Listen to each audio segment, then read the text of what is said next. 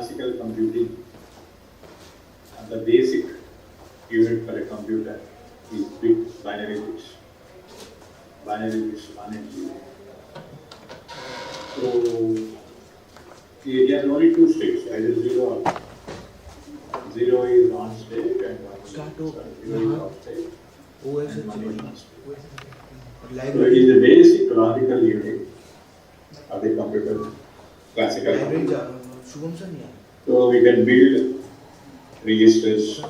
All of you know, there is no need to again introduce. A nibble means 4 bits, word means 16 bits, and kilobytes means 1024, and mega means kilo into kilo giga.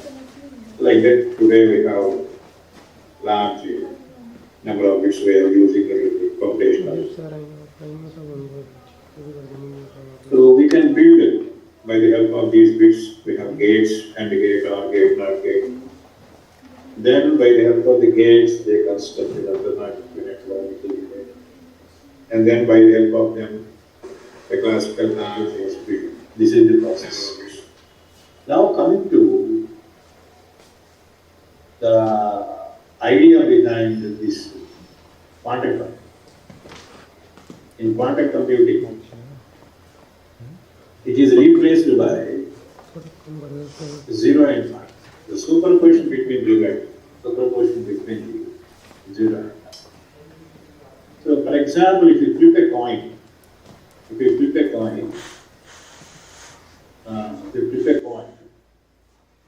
will excite between 0 and 1. Like the coin falls on the ground, you can assume it as 0. Coin stays in the sky or space, it is 1. So between 0 and 1, there are many states. So that means we can't say accurately either whether it is 0 or 1. So it is a superposition between the right. So if we take 3D space, in this 3D space, somewhere it may lie, the state may lie. The state is nothing but the behavior of this quantum computer. It is nothing but superposition of one entity. So this is called as qubit. Something it is called as qubit. So a qubit is the quantum equivalent of a classical bit. Quantum equivalent of this classical bit. So it may be represented by an atom, or a trapped ion, or a photon, or an electron, which is in excited state. These quantum computers today, they are using photons, they are using trapped ions, atoms, and electrons, etc. There are different types of quantum computers. So now this qubit is nothing but which is equivalent to a quantum behavior. So if it excites between 0 and 1, it may be somewhere here in between 0 and 1. So this state is indicated by a qubit. So on the basis of qubit, it is determined whether it is 0 or the direction. For example, direction of the current runs through the superconducting qubit, or the spin in which direction it is passing. So all these are taken into account. So qubit allows us to take quantum effects into account in manipulation. So how to manipulate these qubits while taking into account is a question. So we need to now introduce the concept of quantum computing. And now quantum computing is a science that combines mathematics and also quantum mechanics. With the creation of quantum circuits and quantum computing. So let us understand the basic quantum computing and basic mathematics behind this quantum. So to understand this, let us have some notation, diagram notation. The way to indicate some vector notation. So vector elements. This psi means it is nothing but a wave function. So quantum bits are indicated by this wave function. diagram notation. So this diagram notation is nothing but vector of elements. Now the inner dot product between two vectors. Inner dot product between two vectors gives a sigma r. So ith element in the first vector is ith element. This is the inner product. And similarly, outer product, we have two products. One is the dot product, another is the tensor. Inner product will result a single vector, whereas outer product will result again a vector. So outer product is also multiplication with respect to the respective vector. So to understand, let us see this.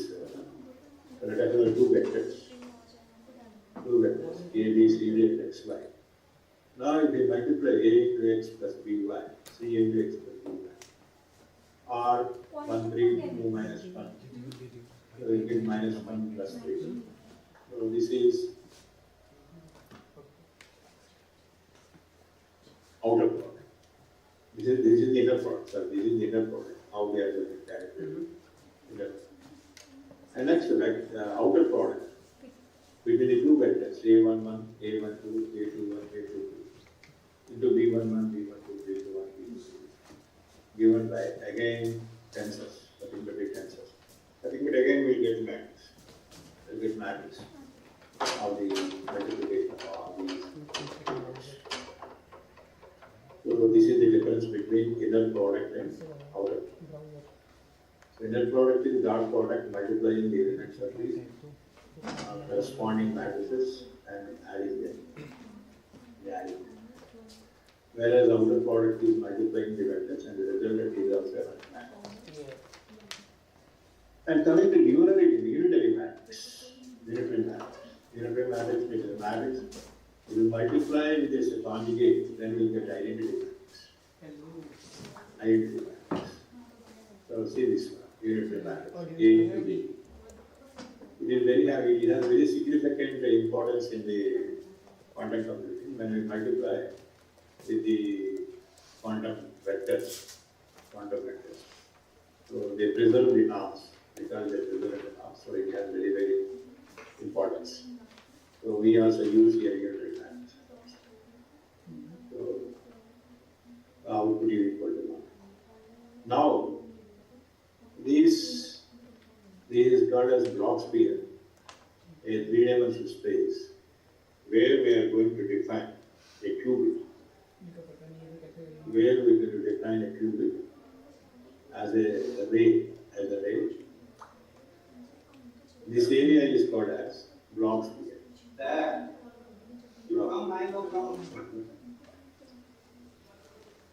So the block sphere is a mathematical object defined in the space, is square, and the elements identified with the coordinates. The elements can be identified with coordinates.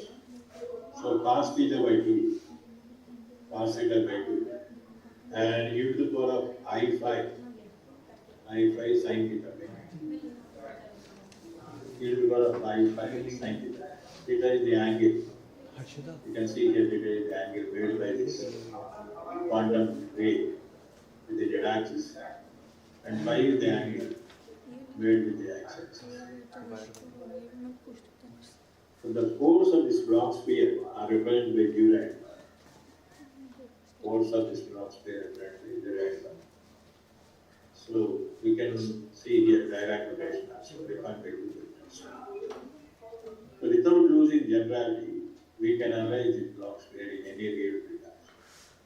So let us assume it is a circuit 1 and 0. Now this qubit is a ray which is making an angle theta. Psi is equal to alpha theta. We can define that is equal to cos theta by 2 sin theta by 2. Cos theta by 2 and sin theta. So if we say it is 0, so insert theta is equal to 0, then it is 1 and 2. So qubit 0 is defined as 1 and 2. And similarly, qubit 0, 1, see qubit 1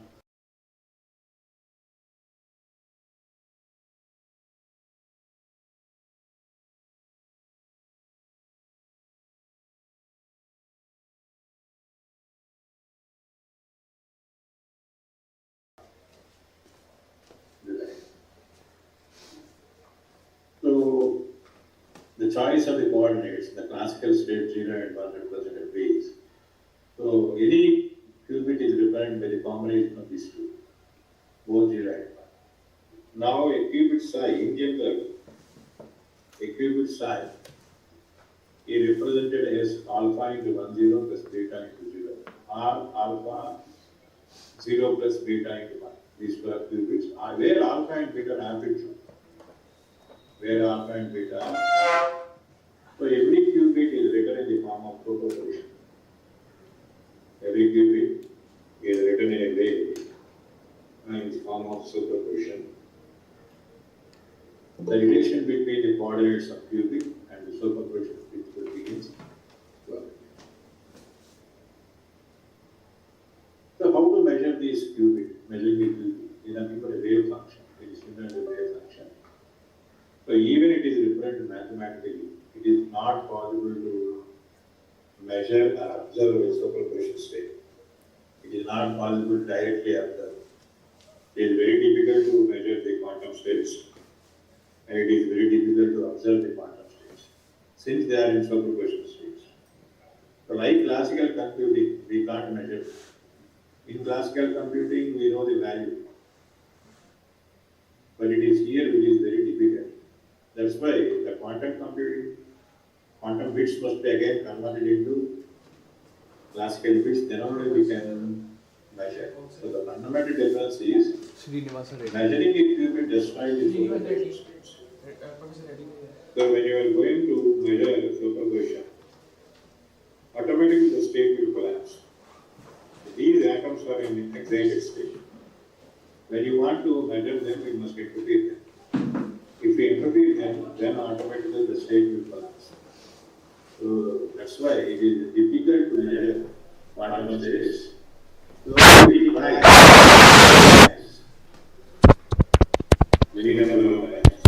convert the quantum state to classical, and we can have that. So this is very short, number of shots we are trying to measure the quantum excitation. So alpha and beta, as I said, alpha and beta, they are amplitudes. They are directly related to the probability of observing a qubit with one corresponding classical state. So we can write a quantum state as psi is equal to alpha into 0 plus beta into. So the probability of these amplitudes is alpha square and beta. Probability density function of 0 bit is alpha square and 1 bit is beta square. So all of you know the probability is 1 alpha square plus beta square is equal to 1. Or we can write it as alpha means cos square theta by 2 plus sin square theta by 2, that is equal to 1 for all theta. Mathematical.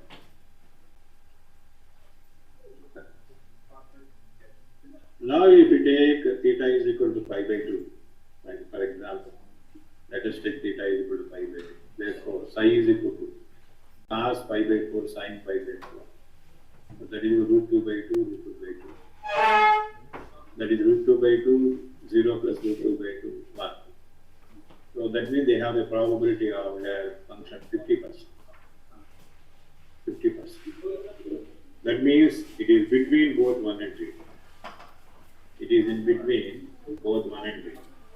The quantum bit is exactly in between 1 and 3. So we can see here how we are measuring 50%, we are measuring 50% 1 and 3. Now let us take 3 pi by 2. If we take 3 pi by 2, we take 3 pi by 2. Again root 2 by 2 and minus root 2 by 2. So here also probability density function is 50% only, but the angle is different. Angle is 3 pi. That is 270 degrees.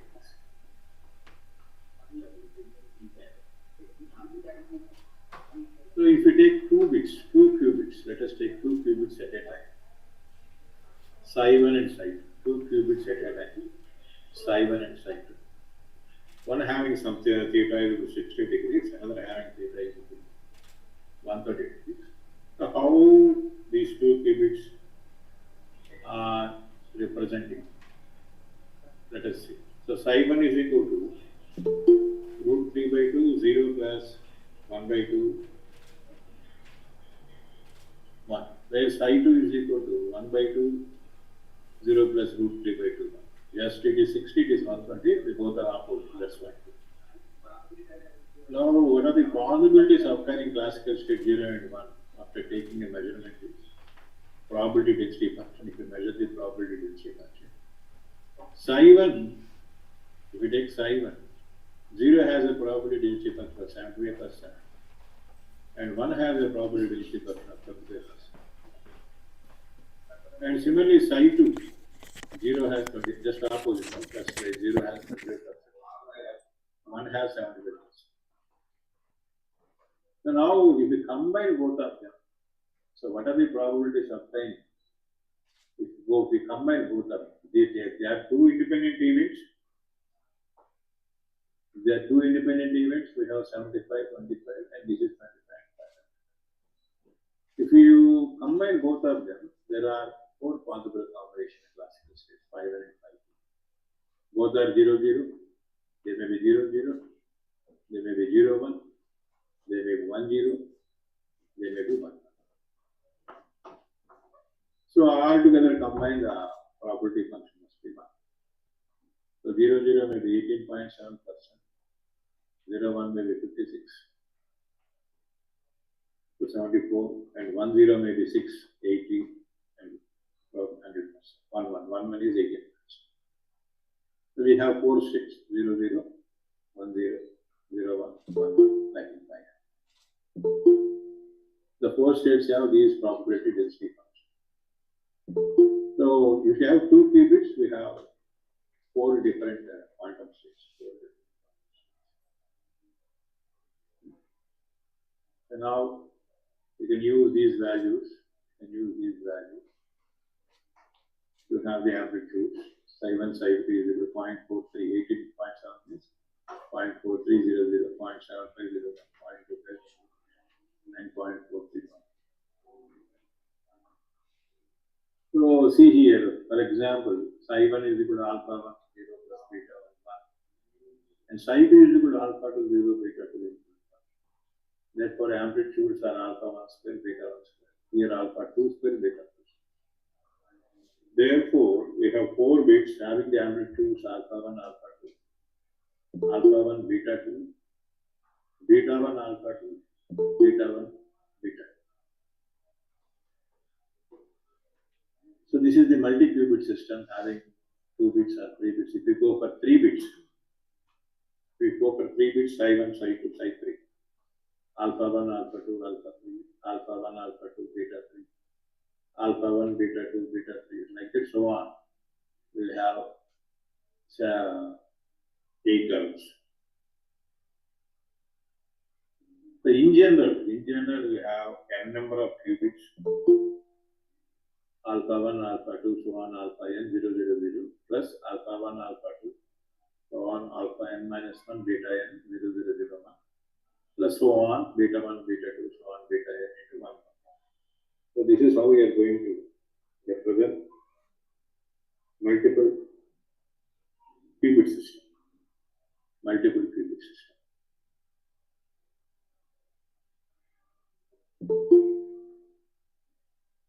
So n qubits can be represented by the help of 2 to the power of n elements. If 2 bits are there, we are going to represent the 4 elements, 3 bits are there, 9 elements. And so generally, if there are n qubits are there, 2 to the power of n elements. So this is the general formula. Phi 1, phi 2, so on, phi n. Phi 1 outer product, phi 2 outer product, phi 3, so on. So it gives, this is the how we are going to represent. This is the general formula what we have seen. So we can combine them and we can use some amplitude functions, gamma 1, gamma 2, gamma 2. Where gamma 1 is equal to alpha 1, alpha 2, alpha 3, so on. Like that. But it is not reversible. Now we can have small program. It You can write in mathematics also, in C program also. You can use, of course, this is not a quantum program, it is a C program. To generate these states, these states.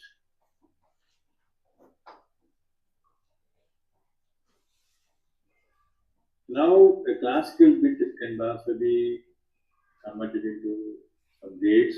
You can use gates, classical mathematics. We have different gates, AND gate, OR gate, NOT gate, all of you know. NOT gate means nothing but opposite. If it is give 0, it will become 1, 1 becomes 0. And AND gate is nothing but multiplication, OR gate is nothing but addition. And XOR gate, like that we have multiple gates in classical. In the same way, here also in quantum computing also we have quantum gates. So they can represent as square matrices, size equal to 2. Every gate can be represented by the help of the square matrix. Nothing but 2. So in order to act as a quantum gate, just matrices must meet a couple of important prerequisites.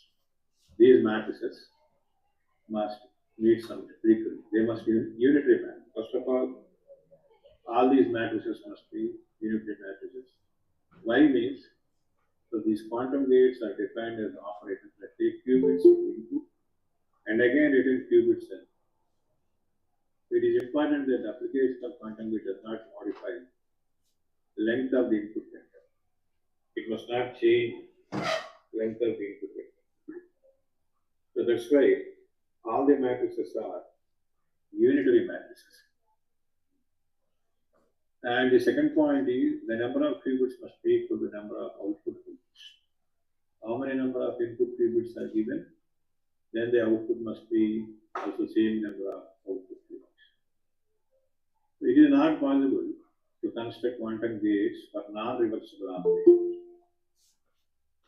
So all quantum gates are reversible. Some of the classical gates are not reversible, whereas here all the quantum gates are reversible. That's why so it is not possible to construct quantum gates for non-reversible operations. So we can trace input by observing the output also. We can trace the input by observing the output. Like in XOR gate, we can trace the input also by observing the output also. And now let us take first gate, X0 gate, X0. So there is nothing but phase reversal on x-axis. Phase reversal on x-axis. If you multiply with a unitary matrix 0, 1, 1, 0, automatically phase will be reversed. So this is 0. 1, 0 means 0, quantum bit 0. 1, 0 means quantum bit 0. We are multiplying with a unitary matrix 0, 1 and 1, 0. Then automatically phase is reversed as 0, 1. So the simple matrix multiplication converts the phase angle of the input. So input is 0 and output is 1. It is a single qubit operator. It is a single qubit operator. So provides 180 degrees angle rotation. So if we multiply with alpha and beta, then we get beta and alpha phase reversal.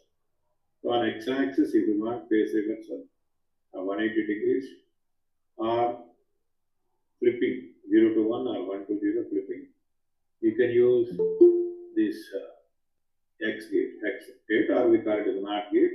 NOT gate in classical computing. Whereas here we use X gate. So X gate is a bit flip. It is known as a bit flip gate or NOT gate. Single qubit is a single qubit. And similarly, we have another single qubit called as Admad gate. So this Admad gate is applied to single qubit, and the unitary matrix of this Admad gate is 1 by root 2, 1, 1, 1 minus 1 by root 2 into 1, 1, 1 minus 1. Why 1 by root 2 means? It represents the superposition state, so 50% probability.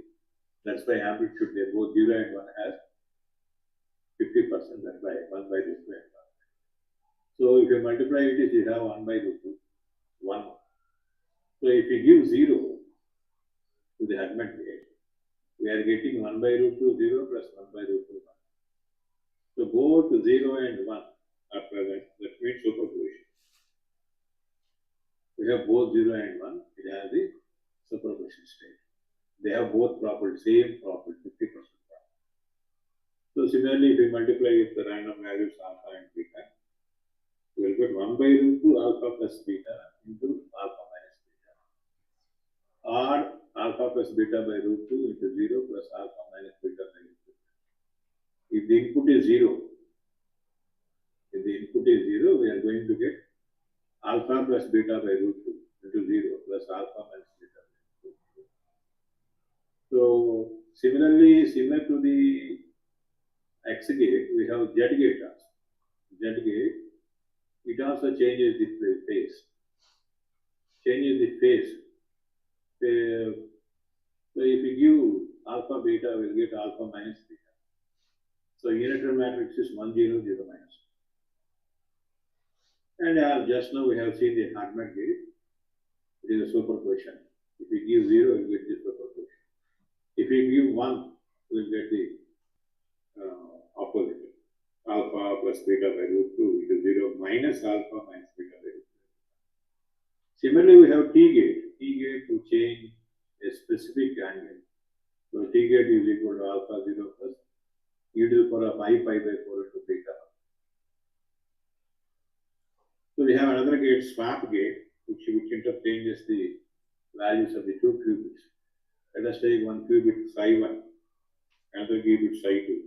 So now it interchanges the states of the two qubits. So to interchange the states of the qubits, we have this swap. You can observe here how these bits will happen. You can observe here how they have swap. So this is the unitary matrix for swap gate. We multiply with A, B, C, D. B and C are swap. B and C are swap.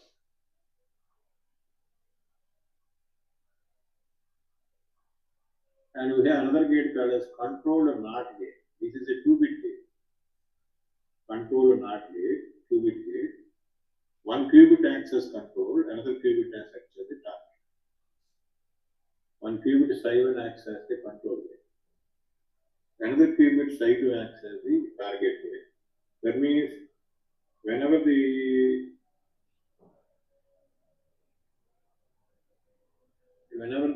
psi 1 control is enabled, then only this target will be changed. Let us see the value. So let us take alpha 0 0, beta 0 1, C 1 0, and D 1.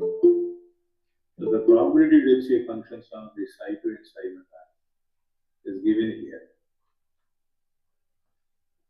Now let us see when psi 2 is equal to 1, psi 1 is equal to 1.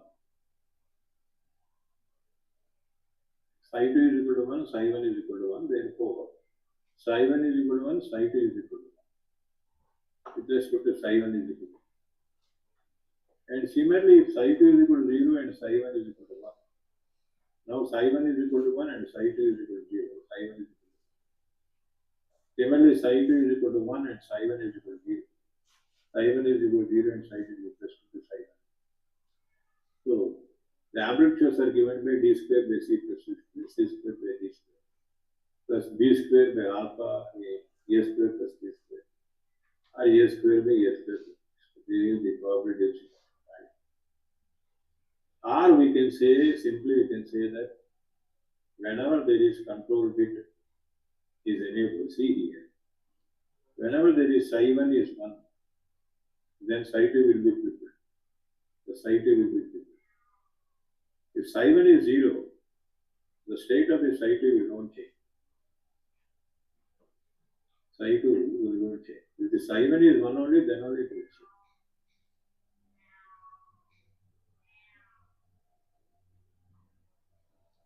And we have another gate, control not control gate, CC not gate.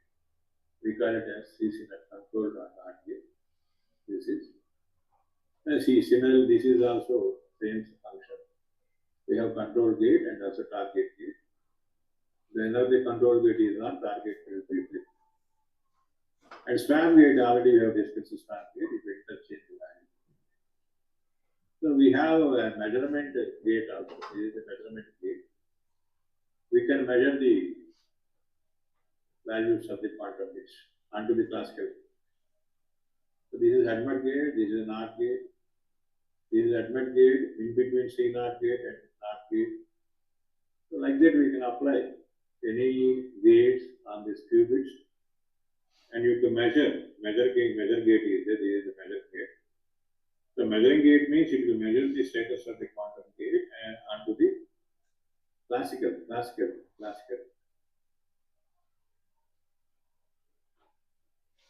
So a quantum circuit means it is nothing but quantum gates. Set of quantum gates acting on some qubits, acting on system qubits.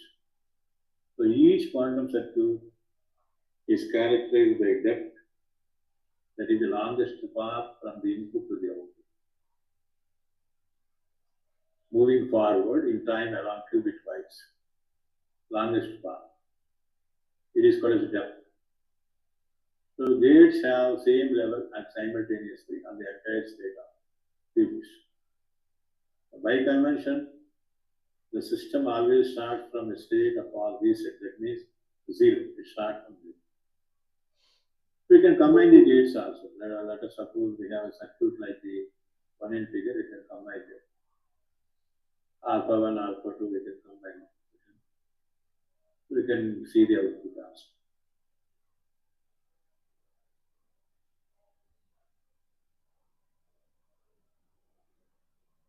Nothing but a tensor product. Automatically now is a central one to build a matrix that acts on a system composed of elements. Nothing but we can write it as ADMET gate with 1, 0 and 0. So this is the output, nothing but a tensor. Again we are getting a tensor. So by solving them we can have this matrix. So we can combine different gates and different options according to our usage.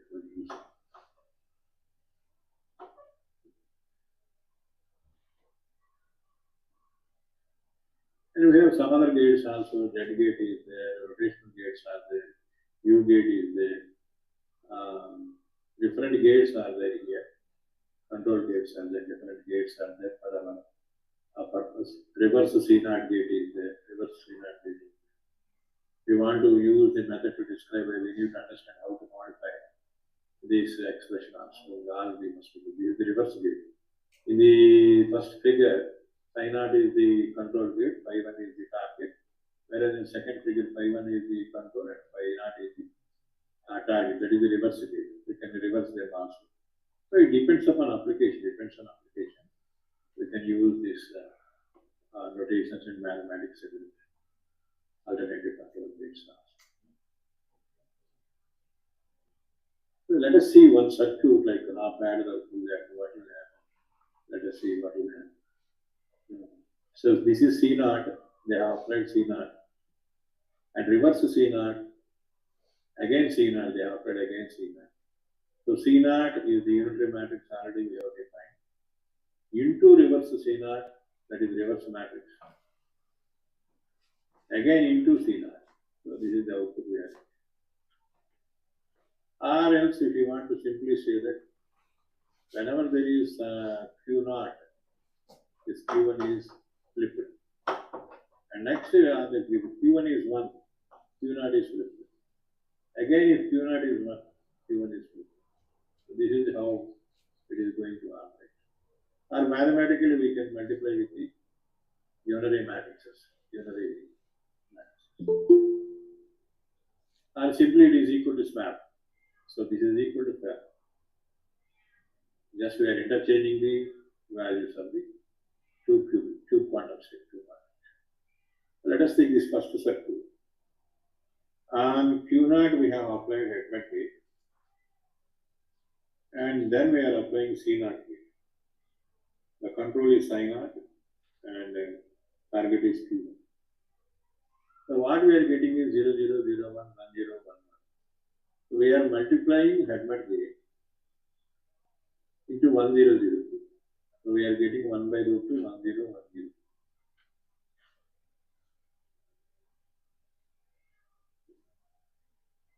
Again, we are multiplying with C naught gate. So we are getting 1, 0, 0, 1 by root 2, 1, 0, 0. That means the output psi naught has 50% and 1 also has 50%. 0 has 1, 1 has 1. 0, 0, 0, 0 has 50 per 1 by root 2. 1 by root 2 is 50%. 50%. So initially, we have given 1, 0, 0. 1, 0, 0 means we have given 0. We have given 0 to the Hermite gate. That is multiplied with the Hermite gate. We are getting 1 by root 2 here. Here we are getting 1 by root 2, 1, 0, 1, 0. That is given to C naught again. It is multiplied with C naught. We are getting 1 by root 2, 1, 0, 0, 1. Therefore, the output is psi 1, psi 2, the output is 0 has 50% probability and 1 has 50%. They both is 0, 0 has 50%, 1, 1. This is for the bell state. This type of, this one is called as bell state. So I think you understand. Bell state. So we can connect circuits once in figure like parallel as a part of parallel. Parallel gate separate circuit we have never seen it. These are unary gates which will provide the output is associated with certain function. So we can write this type of part of parallelism. Again, Hermite gate, they are multiplied again given to the unary function. And the output is again we multiply with this one.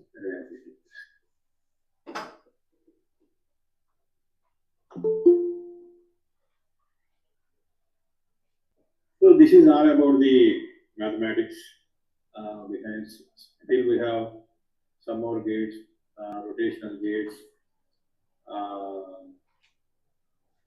phase angle rotation with respect to individual axis, rotation with respect to 3 axis. And also we have Fourier transform is there, the inverse Fourier transform is there. So a number of gates are available today in the quantum circuit. We can apply all these gates and design circuits. Like in classical computing, we have half adder, full adder. Then we can construct a arithmetic logic unit and control unit. Then we can construct a quantum computer, a classical computer. Like that, in the same way, we can also build a quantum computer by the help of these all gates also. So, first of all, you must understand the mathematics behind these quantum gates, and then we can understand how these gates are working. Then you can build the circuit. So this is all about the mathematics behind the quantum computing. So if you have any doubts, you can post in the. Participants are requested to put any questions if they have. Is there any question from any participant? So is there any advantage of quantum computing over classical computing? But if you post in the chat box, what you are asking? Just I am asking, is there any advantage of quantum computing over classical computing? Yeah, there are many advantages, and that's why it is expanding its wings, especially security and also speed also.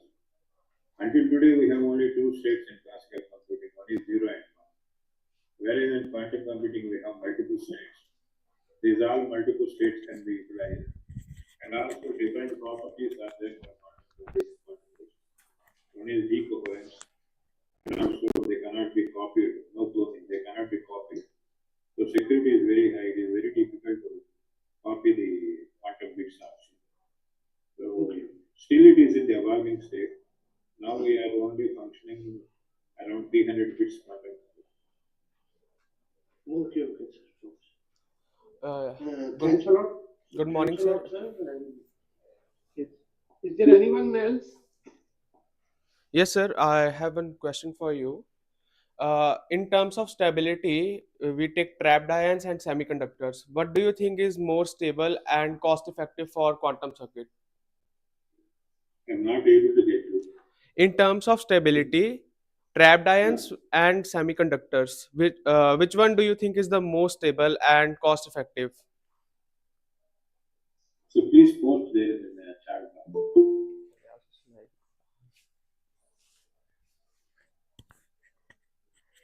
Anyone else, please? You please post in the chat box. The voice is not clear.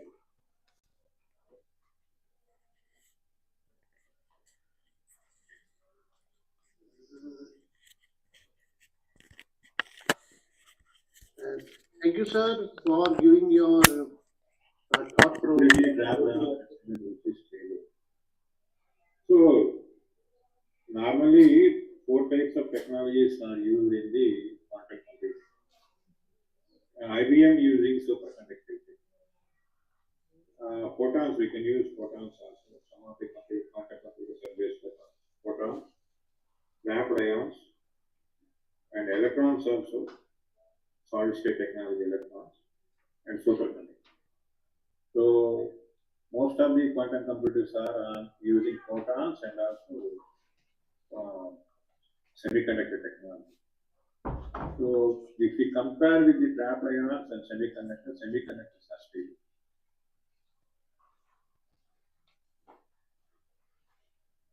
Any more questions? So thank you, then thank you everybody. Okay. Can I leave? Thank you, sir. Thank you, Professor Srinivasa Reddy, for giving a thought-provoking and valuable experience you have shared with us.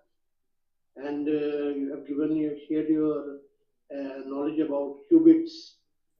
I think that can be used our scholars for future research and further. And we are again thankful to you for sharing your views. Thanks a lot, sir.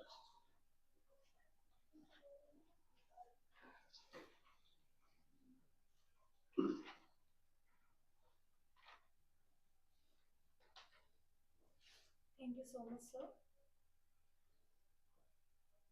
Sir, Professor J.P. Rajashekar will be joining us in just 5 minutes. And what about the third speaker, Damodar Reddy, Dr. Damodar Reddy? Sir, Dr. Damodar Reddy sir will not be able to join us today. Actually, he has some other conferences from 10 o'clock. He just informed us.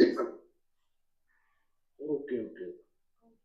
So should we wait for Rajashekar? Yes, sir. Professor